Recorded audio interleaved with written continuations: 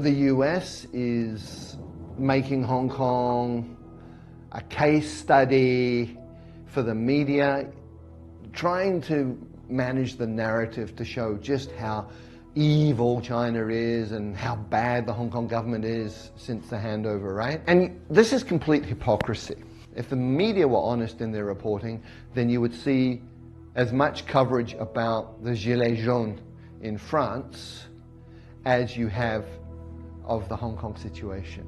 You would have coverage of Extinction Rebellion in the UK, where the police are raiding the property of Extinction Rebellion before they've gone on any marches. So there is a hypocrisy here, especially in the mainstream Western media, to propagandize by leaving out information, by not reporting things.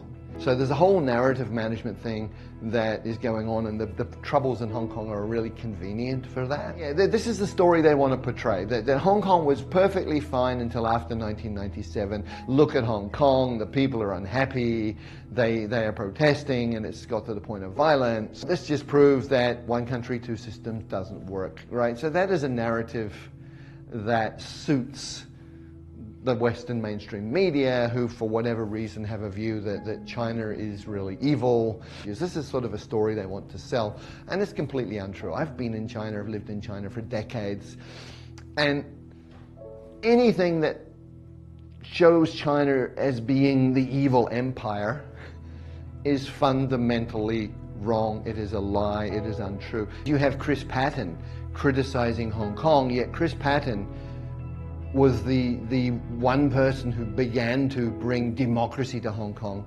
after almost 100 years of never give democracy to Hong Kong people. If you look at what's happening in the US, the politicians are full of hypocrisy. Okay, the UK, they're full of hypocrisy.